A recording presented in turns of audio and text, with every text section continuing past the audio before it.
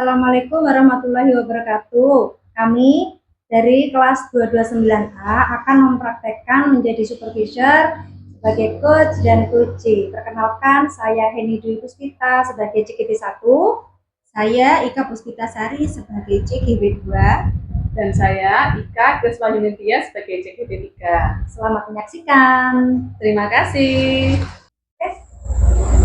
Assalamualaikum. Waalaikumsalam Bu Ika, Ibu Kris. Mohon maaf Bu Ika, saya baru datang nih, enggak apa-apa ya Bu? Iya, enggak apa-apa Bu. Bagaimana kabarnya Ibu Ika? Alhamdulillah, kabar saya sehat Bu. Bu Eni sendiri bagaimana? Alhamdulillah saya juga sehat. Bagaimana ini Bu Ika? Ada apa? Oh iya, begini Bu.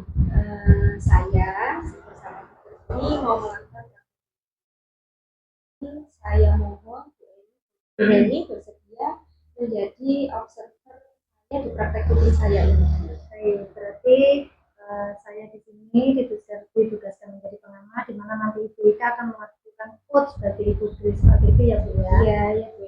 Saya bersedia Ibu. Kemudian saya sebelum melakukan pengamatan nih, saya mau tanya, Ibu Ika masih ingatkan kompetensi di coaching itu apa saja?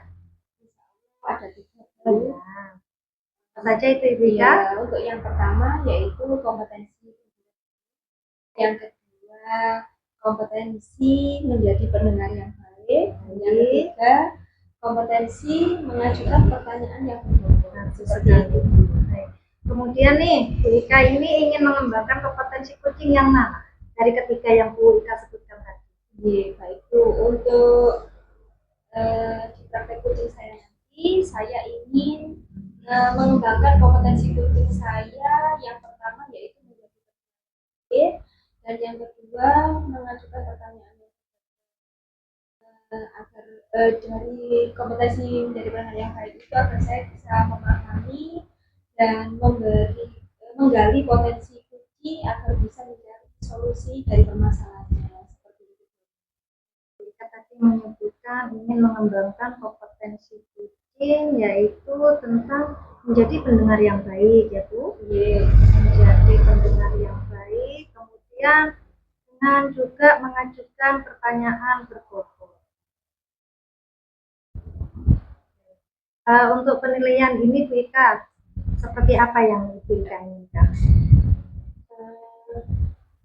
Mungkin nanti saya ingin yang dinilai Bu Eni, saya ingin di alur penerapannya juga Bu.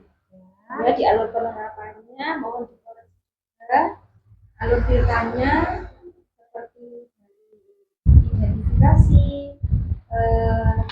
rencana, dan juga tujuan dan tanggung jawab.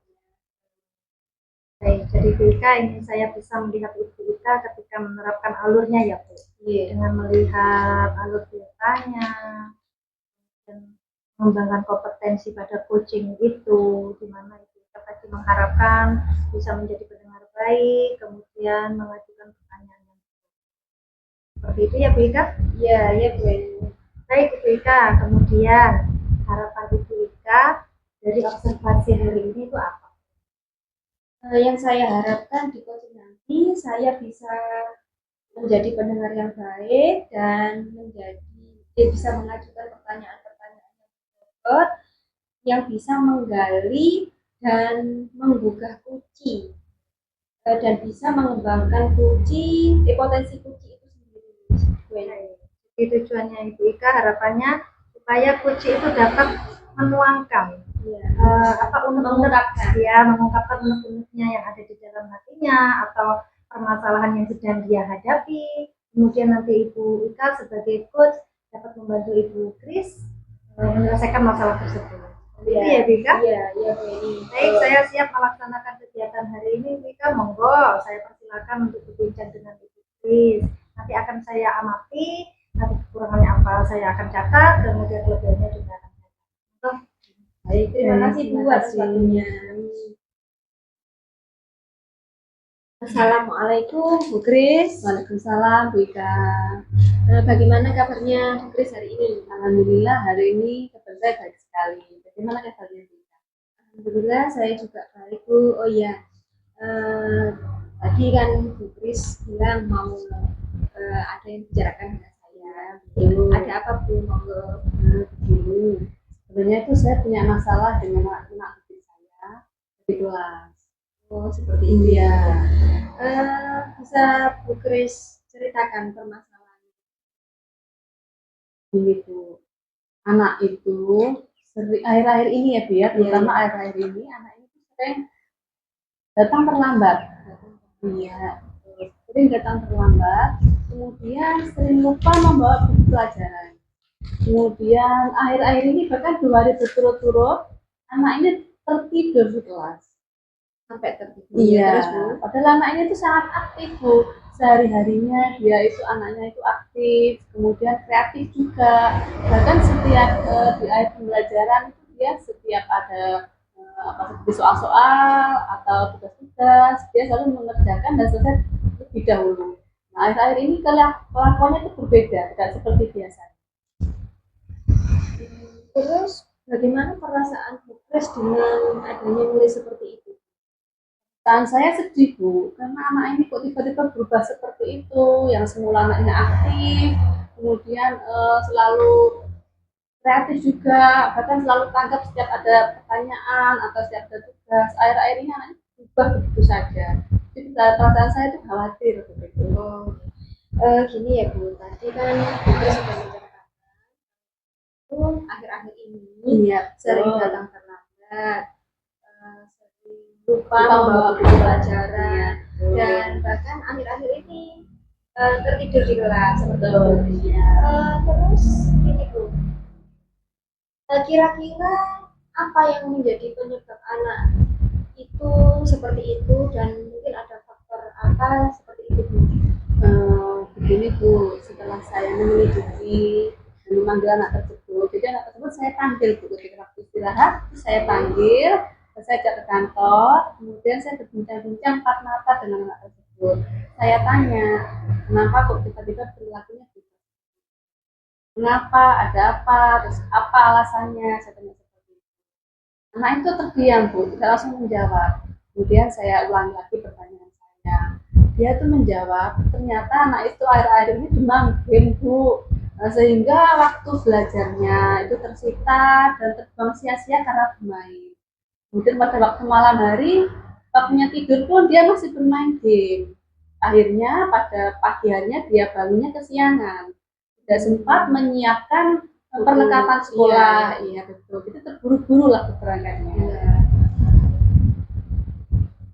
Terus gini Bu, seumpama ya, ini kan ada skala nilai ya dari 1 sampai 10.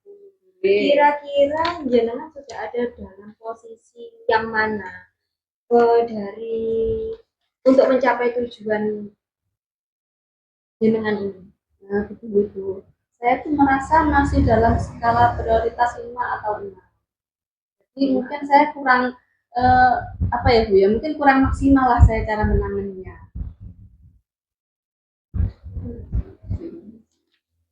Terus sebenarnya Bu Ika itu ingin dalam skala berapa Bu untuk mencapai tujuan tersebut? Sebenarnya saya itu ingin 9 atau 10 seperti itu. Baik Bu. Sebenarnya 5 atau 6 menuju ke 9 atau 10 itu sangat berat ya Bu. Iya betul Bu. Butuh banyak usaha yang lebih keras lagi untuk mencapai tujuan tersebut. Lalu kira-kira pasti untuk mencapai tujuan itu ada hambatan atau ada kendala-kendala lah ya seperti itu.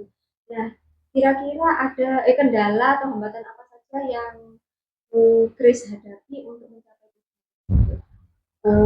Hambatan saya mungkin waktu ya Bu ya. Saya tuh membutuhkan waktu lebih banyak untuk menangani anak tersebut. Sedangkan waktu saya itu akhir-akhir ini banyak tersita dengan 2 kegiatan yang sedang saya lakukan sekarang. Jadi saya sekarang sedang menjalani kegiatan PPG sama CGD berbarengan. Jadi waktu saya banyak tersita di kegiatan itu. Itu ya Bu ya. Betul. Jadi kendalanya Bu Kris ini di masalah waktu ya seperti itu. Bu. Terus apa kira-kira rencana Ibu Bu untuk mencapai tujuan tersebut? Apa gitu ya? Mungkin saya akan menerapkan itu Bu, pendekatan restitusi mungkin yang pertama. Kemudian yang kedua saya akan melakukan pendekatan dengan orang tua anak tersebut. Nah itu mungkin Bu. Soalnya kalau di rumah saya itu kan sulit ya apa ya, sulit memantau anak tersebut. Nah kemudian kalau menurut saya kalau berkolaborasi dengan orang tua mungkin lebih mudah cara saya menangani anak-anak tersebut karena saya bisa memperhatikan karena kalau orang tua bisa memperhatikan waktu bermain ketika di rumah, waktu istirahat ketika di rumah, bahkan waktu anak bermain di rumah. Jadi waktunya terjadwal dengan rapi seperti itu. Iya betul. Nah kemudian pada waktu pagi hari orang tuanya pun bisa membangunkan lebih awal. Jadi anak tersebut bisa mempersiapkan perlengkapan sekolahnya sebelum berangkat sekolah. Ya, orang tua sebagai alarm ya. Iya betul, ya orang tua sebagai alarm ketika di rumah. Baik, bagus sekali idenya Bu Kris ya. Saya yakin kalau Ibu Kris pasti bisa melakukan hal tersebut untuk mencapai tujuan tersebut. Terus kira-kira kapan Bu Kris akan melakukan rencana Bu Kris tadi Ibu? Secepatnya Bu, saya akan melakukannya secepatnya agar masalah saya ini segera terselesaikan. Gitu. Ya baik-baik gitu ya, lebih cepat lebih baik. Jadi anak tersebut biar paham dan mempunyai rasa tanggung jawab kepada dirinya baik di sekolah maupun di rumah. Baik Bu, tadi kan Bu Kris ya tadi Bu Kris kan sudah menyampaikan bercerita ya kepada saya tentang kasus anak didik Bu Kris yang bernama Christian ya. Dari awalnya yang anaknya rajin, tiba-tiba sering datang terlambat, terus sering lupa membawa buku, dan bahkan sekarang sering tertidur di kelas karena kecanduan kecanduan game online tadi ya. Dari situ tadi kita juga kan kalau kita akan melakukan pendekatan kepada orang. Setelah Bu Ika bercerita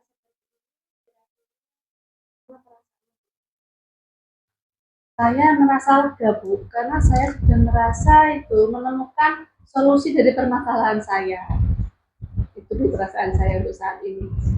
Sudah lega ya, karena unek-uneknya Bu Ika Kris sudah saya lampiaskan, ya, saya ceritakan ke jenengan. Jadi saya bisa menemukan solusinya. Ya, alhamdulillah ya, secara dengan berbincang, Bu Kris juga sudah menemukan solusi untuk permasalahan. Mungkin ada yang mau diceritakan lagi Bu? Buatan Bu, saya rasa sudah cukup. Sudah cukup. Kalau sudah cukup, saya rasa tutup ya Bu perbincangan ini ya. Saya ucapkan terima kasih terlebih dahulu Bu atas perbincangan kita hari ini. Iya, sama-sama. Terima kasih. Saya akhiri ya Bu. Assalamualaikum warahmatullahi wabarakatuh. Waalaikumsalam warahmatullahi wabarakatuh. Selesai ya Bu. Ya, sudah Bu. Alhamdulillah baik sekali, luar biasa dalam melaksanakan coaching tadi ya Bu. Begini, jadi sebelum saya menyampaikan pengalaman saya, menurut penilaiannya Ibu sendiri sekarang waktu melaksanakan coaching bersama Ibu, kira-kira menurut penilaiannya Ibu sendiri bagaimana performa Ibu tadi? Baik Bu, kalau menurut saya sendiri ya Bu, dengan persetujuan sebelum kita melakukan coaching, yaitu tadi ada kompetensi sebagai pendengar yang baik dan kompetensi saya rasa tapi masih belum maksimal. Dan untuk alur ceritanya, penerapan alur ceritanya juga tadi sudah ada tujuan, identifikasi, rencana, dan tanggung jawab. Nah, saya rasa juga tapi saya merasa belum maksimal seperti itu. Itu menurut penilaiannya Ibu Ika ya. Kalau begitu saya akan menyampaikan penilaian saya yang juga ya. Boleh ya Bu Ika? Boleh, monggo Bu. Sesuai dengan observasi tadi. Ika sudah meminta saya mengamati kompetensi yang ingin dikembangkan sama Ibu Ika. Jika tadi kembangkan yaitu yang disampaikan ke saya itu tentang menyampaikan pertanyaan yang berbobot, kemudian menjadi pendengar yang baik. Tentunya sudah baik sekali tadi Bu Ika sudah memancing Ibu Kris untuk menjawab pertanyaan-pertanyaan yang menurut Ibu Ika itu pertanyaan. Kemudian proses coaching alur ceritanya juga sudah dilakukan dengan baik oleh Ibu Ika. Kemudian Ibu Ika juga sudah menanyakan kepada coaching apa tujuan yang ingin dicapai dalam pembicaraan tadi. Ternyata Ibu Kris memiliki permasalahan. Jadi tujuannya Ibu Kris berbincang dengan Ibu Ika itu karena dia memiliki unek-unek tadi yang saya dengar ya. Karena siswanya tadi memiliki kasus yang. Kemudian Ibu Ika juga sudah menyampaikan tentang identifikasi, di mana Ibu Ika menyampaikan kalimat seperti ini. Kira-kira apa yang membuat Ibu Kris melakukan hal itu? Seperti itu ya Bu. Kemudian untuk rencana aksinya tadi saya dengarkan juga sudah ada, di mana Ibu Ika menyampaikan pertanyaan dengan kalimat apa rencana Ibu Kris untuk menyelesaikan masalah tersebut. Jadi menurut saya kalimat pertanyaan seperti itu termasuk dalam rencana aksi, di mana nantinya Ibu Kris akan menyampaikan rencana-rencananya pada Ibu Ika. Kemudian untuk alur tanggung jawabnya dari Ibu Ika juga ada pertanyaan tadi, yaitu pertanyaan tentang komitmen ke depannya bagaimana. Sehingga tidak berhenti di situ saja. Jadi Ibu Kris itu memiliki rencana, tetapi setelah menyampaikan rencana tersebut tidak berhenti di situ. Kemudian Ibu Ika supaya itu berkelanjutan, maka Ibu Ika tadi mengajukan pertanyaannya seperti itu. Komitmen kedepannya bagaimana Bu? Seperti itu ya Bu ya. Itu bagus sekali. Sehingga Ibu Kris tidak hanya berhenti sudah cerita saja sudah selesai. Jadi Ibu Kris punya komitmen supaya nantinya ke depannya hal yang akan direncanakan itu terlaksana. Dan menurut pengamatan saya tadi juga sudah bagus Bu, di mana Ibu Ika menjadi pendengar yang baik, kemudian mengajukan pertanyaan berbobot, kemudian saya amati juga Ibu Ika itu memperhatikan, itu yang dinamakan dengan kesadaran penuh ya Bu ya, sehingga Ibu Kris itu merasa dihargai ya, didengarkan, cerita keluh kesahnya didengarkan oleh coach, sehingga mengalir begitu saja ceritanya, jadi merasa nyaman begitu ya Bu ya.